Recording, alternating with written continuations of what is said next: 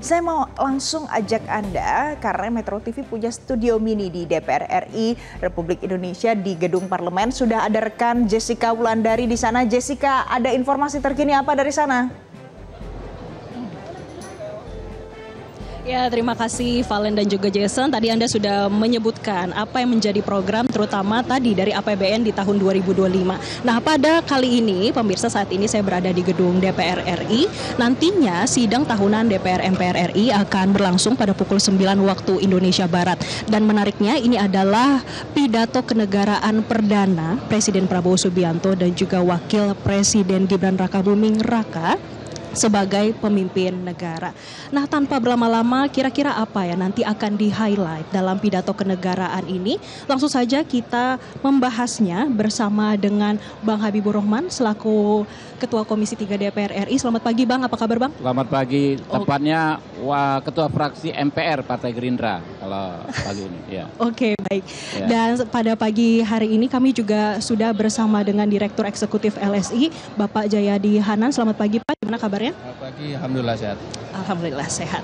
Oke, tanpa berlama-lama kita langsung saja karena ini adalah pidato kenegaraan pertama Presiden Prabowo Subianto, Bang. Kira-kira Bang, nanti yang akan di-highlight apa saja sih Bang program-programnya atau mungkin akan ada evaluasi dalam 1 tahun atau 10 bulan terakhir ini? Ya, sebenarnya ini kan baru bulan ke-7 ya Pak Prabowo di pemerintahan. Kabinet sendiri terbentuk di bulan November waktu itu kan, hampir sebulan setelah pelantikan tanggal 20 Oktober. Jadi ini memang belum sepenuhnya ya, kalau Pak Prabowo menyampaikan updating pemerintahannya belum 1 tahun, belum sepenuhnya sidang tahunannya Pak Prabowo gitu loh. Nah, kalau kita lihat tradisi sidang tahunan ya, ini sebenarnya kan lebih menyampaikan capaian-capaian sebagai bangsa yang sifatnya momentum ya. Kita kalau melihat praktek-praktek di negara lain seperti di Singapura, ya Perdana Menteri sejak Lee Kuan Yew, kemudian lanjut ke BJ Lee, itu ditunggu sidang tahunan ini menyampaikan capaian sebagai bangsa tahun kemarin dan ke depan prediksi seperti apa, kurang lebih begitu. Nah nanti juga Pak Prabowo tentu akan menyampaikan capaian-capaian ya kita sebagai bangsa, kinerja semua kementerian secara umum akan disampaikan ya, dan kira-kira forecast ke depan seperti apa.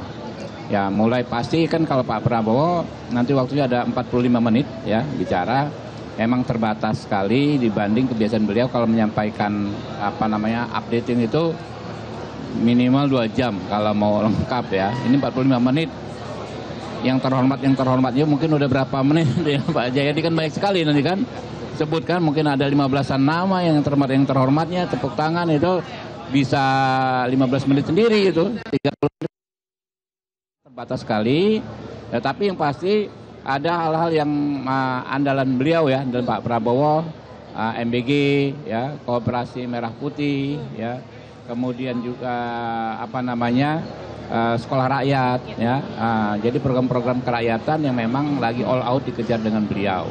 Tambah lagi kalau sisi penegakan hukum tentu juga pencapaian dalam pemberantasan korupsi ya. Pemberantasan korupsi kita tahu banyak sekali perkara-perkara besar ya dengan nilai kerugian keuangan negara yang sangat-sangat signifikan yang diusut ya di waktu beberapa bulan kemarin ini. Baik, saya mau bertanya kepada Pak Jayadi, Pak, terkait dengan ini pidato kenegaraan perdana dari Presiden Prabowo Subianto. Kira-kira nanti Pak, apakah momentum ini digunakan Presiden untuk menunjukkan bagaimana arah kebijakannya untuk ke depan seperti apa dan juga mungkin akan menunjukkan sekaligus gaya kepemimpinannya? Iya, ya betul. Ini pidato pertama Pak Prabowo walaupun belum setahun ya Bang Habib ya, pidato kenegaraan resmi gitu. Biasanya pidato kenegaraan itu memang akan memberi tekanan-tekanan pada hal-hal yang dianggap paling penting atau paling pokok oleh Presiden. Nah karena ini pidato pertama, saya kira selain yang biasanya pidato Presiden di pidato kenegaraan Presiden itu dimulai dengan seruan untuk persatuan nasional, biasanya begitu. Lalu setelah itu akan mengupdate, memberikan tekanan pada apa capaian-capaian selama hampir setahun ini. Nah, karena ini pidato kenegaraan pertama, dugaan saya yang pertama Pak Prabowo akan menyampaikan bagaimana konsolidasi pemerintahan secara umum, termasuk model kepemimpinan apa yang dia lakukan, ya, bagaimana ke depan dan sebagainya. Itu satu. Jadi pesan-pesan persatuan, update tentang konsolidasi kepemimpinan nasional, pemerintahan. Kemudian baru setelah itu akan meng-highlight kondisi-kondisi makro bangsa. Kondisi kan itu perlu disampaikan ke publik. Kondisi makro bangsa itu misalnya kondisi stabilitas ekonomi, stabilitas politik, stabilitas keamanan, kondisi makro penegakan hukum. Ini akan di-highlight baik yang bersifat positif maupun kemungkinan yang bersifat tantangan, ya. Nah, setelah itu saya kira biasanya pidato kenegaraan juga berisi highlight sejumlah program. Tadi disampaikan oleh Pak Habib, ya, atau Bang Habib. Kalau dari berbagai riset yang dilakukan oleh LSI, setidaknya ada 4 program yang paling berpengaruh positif, Bang Habib, terhadap kinerja Pak Prabowo, terhadap persepsi masyarakat atas kinerja Pak Prabowo. Satu tadi disebut oleh Bang Habib, adalah soal MBG. Ya, MBG ini adalah program yang paling populer saat ini. Lebih dari 90% masyarakat kita tahu. Yang kedua adalah, belum disebut oleh Bang Habib, yang kedua yang sangat positif kontribusinya itu adalah program lumbung pangan, food estate.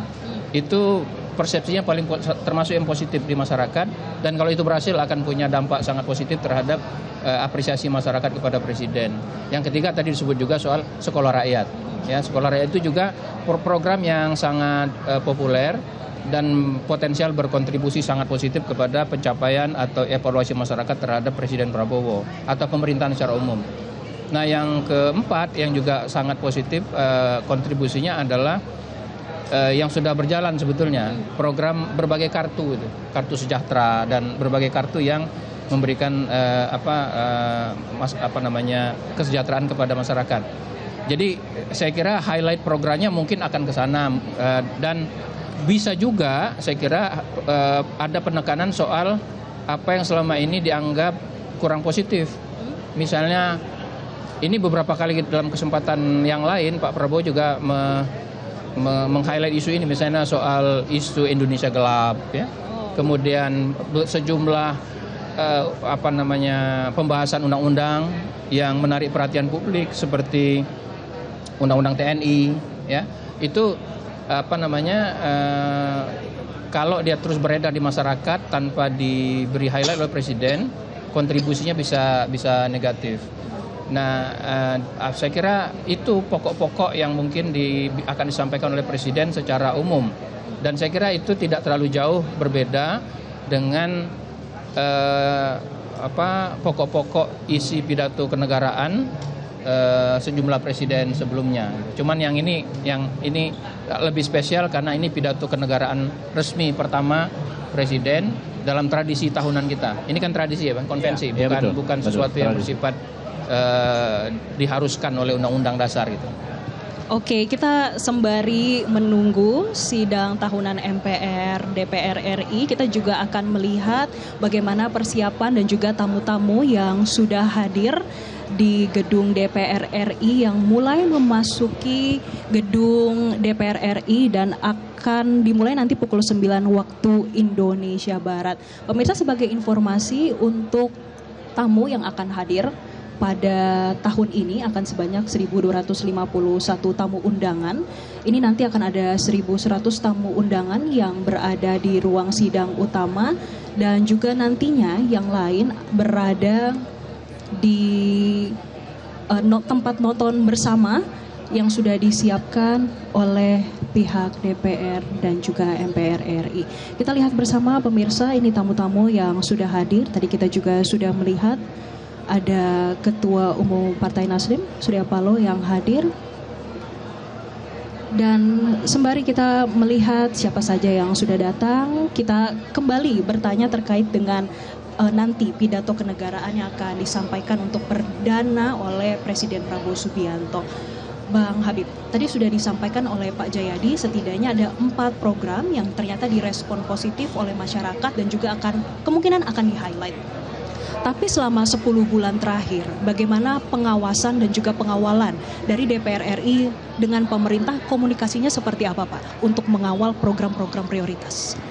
Ya, kalau kita lihat di pengawalan kebijakan-kebijakan presiden itu ya, dan pengawasan kita maksimal di masing-masing komisi. Ya. Saya pikir prosesnya berjalan dengan amat baik. Ya. Semua komisi bersikap kritis, ya, tapi supporting terhadap berbagai macam program di berbagai bidang tersebut. Jadi kalau kita bicara DPR, kita bicara fungsinya, fungsi pengawasan. Ya, walaupun misalnya dari fraksi Gerindra sendiri, teman-teman tetap bersikap kritis. Ketika ada persoalan di pelaksanaan program-program tersebut, ya kami sampaikan dan kita sama-sama cari solusinya. Nah, ini berlangsung terus, ya. Saya pikir inilah praktek yang menghapuskan kegalauan, kekhawatiran, terutama teman-teman di luar parlemen, di luar pemerintahan, bahwa dengan susunan koalisi yang demikian besar, maka kritisme, ya, masukan-masukan dari parlemen itu tidak berjalan. Faktanya berjalan, ya. Kita lihat sendiri teman-teman yang melakukan pemantauan di masing-masing komisi berjalan. Kalau di komisi saya, teman-teman melihat bagaimana kita bisa bersikap kritis terkait penegakan hukum, ya. Ketika bicara sejak awal misalnya kasus Tom Lembong saja, itu semua fraksi bersikap kritis, ya, memberikan masukan, gitu kan, ya. Jadi nggak ada nggak ada istilahnya DPR menjadi lembaga stempel saja sih. Saya pikir jauh, ya. Kalau kita mau fair, lihat silakan. Dan yang paling penting, semua proses di sini di DPR sebagai lembaga pengawas berlangsung secara transparan, ya. Kita semua live streaming dan bisa disaksikan oleh semua orang. Oke, baik. Kalau dari Pak Jayadi seperti apa Pak melihat sinergi dan juga koordinasi? Betul. Memang selama beberapa bulan ini, 7 atau hampir 10 bulan kalau dihitung dari pelantikan, ya. Memang selain hal-hal yang positif seperti stabilitas politik, keamanan, memang ada sejumlah hal yang terlihat negatif ke publik, ya. Secara umum dulu, pertama misalnya ada kesan koordinasi pemerintahan kurang, terutama di eksekutif, ya. Misalnya kebijakan yang berubah. Ada kasus-kasus yang mencuat di publik, misalnya kasus 4 pulau antara Aceh sama Sumatera Utara. Kemudian yang baru-baru yang paling baru itu misalnya soal bendera One Piece, ya. Jadi seolah-olah ada perbedaan antara pimpinan tertinggi di negara ini dengan sejumlah pelaksana di bawahnya, gitu. Demikian juga dengan beberapa kasus yang lain, ya. Kasus Tom Lembong termasuk di dalamnya, ya, yang akhirnya diselesaikan lewat abolisi, kebijakan pemberian abolisi oleh presiden. Awalnya itu kan jaksa yang sebetulnya secara langsung berada di bawah kekuasaan presiden, itu berarti kan melakukan langkah-langkah yang dianggap tidak tepat kalau kita lihat dari proses itu. Itu satu, ya, secara umum.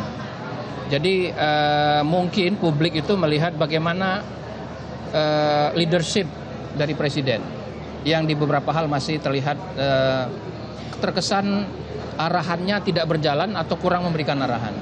Yang kedua adalah soal-soal yang terkait dengan koordinasi antar anggota kabinet, yang ditunjukkan oleh beberapa peristiwa yang menunjukkan adanya koordinasi yang tidak terjalin dengan harmonis, ya. Ada perbedaan sikap, kadang-kadang ada perbedaan kebijakan dan sebagainya. Nah, yang kedua soal program, ya. Misalnya tadi program MBG. Program MBG itu kan program yang kalau kita lihat targetnya cukup ambisius, ya Bang, ya. Sekarang itu targetnya adalah hampir 83 juta kalau nggak salah, ya. Awalnya itu kan cuma 15 sampai 20 juta saja. Nah, sampai dengan awal Agustus, kalau saya lihat di sejumlah laporan, itu target untuk mencapai 20 juta di awal 20 juta pada tanggal 17 Agustus 2025 itu tampaknya tidak akan tercapai. Kenapa? Karena sampai dengan awal Agustus itu baru sekitar 7 sampai 8 juta MBG itu mencapai target. 7 sampai 8 juta pemberian makan ya. Padahal targetnya itu sampai 17 Agustus adalah 20 juta. Nah, kan tinggal 2 hari. Besok sama tanggal 17. Saya kira agak sulit untuk mencapai itu. Itu juga saya kira itu menjadi perhatian juga oleh DPR sebagai pengawas dan juga masyarakat ya. Jadi ada program MBG tampaknya masih belum mencapai target yang diharapkan. Termasuk juga hal-hal yang lebih teknis, misalnya untuk mencapai 82 juta lebih target program ini, itu diperlukan sekitar 32.000 SPPG. Satuan yang itu loh, yang memberikan SPPG itu, dapur yang memberikan layanan. Saya lihat laporan tadi pagi sampai dengan sekitar tanggal 14 Agustus, dapur yang tersedia untuk memberikan layanan itu baru sekitar 1.800 kurang, artinya kurang dari 2.000. Nah itu saya kira evaluasi itu penting karena waktunya tinggal 4 bulan lagi kan. 82 juta itu targetnya kan harus tercapai November sampai awal Desember. Jadi itu sejumlah program yang mungkin selain secara kritis harus tetap dikawal oleh DPR, juga akan terus menjadi kawalan masyarakat. Nah tadi saya mengatakan MBG adalah salah satu program yang bisa berkontribusi sangat positif terhadap evaluasi masyarakat kepada Presiden. Tapi kalau dia tidak dilaksanakan sesuai dengan target, sesuai dengan perencanaan, bisa jadi dia malah bersifat negatif kan, karena ada kekecewaan masyarakat. Belum lagi kalau kita bicara aspek-aspek yang belum sesuai ya dari sisi implementasi. Misalnya masih ada keluhan soal distribusi makanan tidak merata, kemudian masih ada kasus-kasus seperti keracunan dan seterusnya ya. Jadi program ini sangat positif, tapi kalau dia tidak dikelola betul-betul dan dikawal dengan baik sampai di tingkat implementasi lapangan, justru di akhir tahun bisa menjadi evaluasi negatif masyarakat. Itu saya kira beberapa evaluasi yang bisa kita berikan sejauh ini. Juga dengan sejumlah aspek lainnya. Oke, ada sejumlah evaluasi yang masih perlu dilakukan. Bang Habib, tadi program-program dari pemerintah ini masih menghadapi beberapa tantangan. Tapi kalau dari DPR sendiri, bagaimana evaluasi dan juga masukan untuk pemerintah selama 10 bulan terakhir ini? Ya, pasti namanya program ya, apalagi menyangkut distribusi makanan ke rakyat banyak, tentu pasti ada dinamika ya. Kita memang mengejar angka, tapi kan memang harus hati-hati ya, karena ini bisa berakibat buruk kalau namanya saya pernah zaman pandemi itu Pak Jayadi, kita bikin dapur umum ya, gratis juga ya kepada masyarakat. Dalam waktu 2 bulan pasti ada saja peristiwa, misalnya makanan basi dan lain sebagainya, dan ini menuntut kehati-hatian ekstra. Makanya sekarang ketika kita ingin memaksimalkan pembentukan dapur-dapur itu verifikasinya memang cukup cermat ya, dan sangat-sangat detail. Jadi nggak gampang. Kayak di dapil saya Jakarta Timur banyak sekali kita ya, tim kami ingin membentuk dapur-dapur tersebut, tapi verifikasinya sangat-sangat detail. Perlu menunggu waktu yang cukup lama. Padahal sudah diajukan cukup banyak titik gitu loh. Jadi kalau titiknya sudah hampir penuh, kalau KI Jakarta titiknya sudah hampir penuh Pak Jayadi. Cuma realisasinya memang harus cermat, karena ada spesifikasi. Misalnya ukuran tanahnya, lalu model bangunannya, pengangkutannya seperti apa, itu benar-benar diverifikasi detail. Jangan sampai karena mengejar angka tadi nggak cermat, akhirnya distribusi itu mengakibatkan masalah. Ya, masalah terhadap anak-anak yang mengkonsumsi makanan tersebut. Jadi saya sih optimis ya, menjadi pembelajaran dalam waktu berapa bulan ini, apakah kasus-kasus yang mencuat ya, walaupun persentasenya menurut saya kecil sekali. Dan ini istilahnya bukan kita menormalisasi, jamak lah. Kalau ada dalam konteks kita distribusi makanan yang siap dikonsumsi ada kasus keracunan, ya memanglah itu konsekuensi. Tapi ya harus dicari solusinya supaya nggak terjadi gitu kan ya. Tapi menurut saya persentasenya kecil sekali. Nah untuk itu kita menjaga 2 hal, 1 kualitas, 2 kuantitas. Ini nggak gampang karena ini kan targetnya setiap hari, Pak. Ya, kalau kita bikin hajatan kawinan anak misalnya setahun seumur hidup sekali aja, itu mesti cermat kan, makanannya berapa porsi, tamunya berapa orang yang diundang, dibikin jam berapa. Nah itu nggak gampang. Nah, lalu terkait program-program lainnya menurut saya running well ya, sangat bagus ya. Kopdes Merah Putih itu antusiasme masyarakat luar biasa. Kopkel Merah Putih, Sekolah Rakyat menurut saya antusiasme luar biasa. Memang yang mencuat menjadi pembicaraan MBG. MBG satu sisi bagus, tapi di sisi lain ya kan kasus-kasus kecil itu ketika kita tidak sikapi dengan bijak malah bisa menjadi black campaign. Ya kan? 1000 dapur misalnya ada satu dapur yang ada terjadi makanan basi, itu yang terekspos. Bukannya kita harus abaikan, tapi kan kita harus fair juga dong. Dari 1000 misalnya cuma satu yang kejadian gitu kan. Nah ini yang perlu menjadi pembelajaran kita semua. Kalau kami sih terus terang sangat-sangat optimis ya melihat ya. Apalagi di bidang lain misalnya yang ada hubungannya nanti ya. MBG ini kan memerlukan dana yang amat besar. Di sisi lain pemberantasan korupsi kan harus diakui sangat all out di zamannya Pak Prabowo ini, ya kan ya. Sehingga ke depan kondisi keuangan negara menurut saya pasti akan berdampak baik ke depan, sehingga bisa menyelesaikan persoalan pembiayaan program-program kerahyatannya Pak Prabowo termasuk MBG ini. Jelajahi cara baru mendapatkan informasi. Download Metro TV Extend sekarang.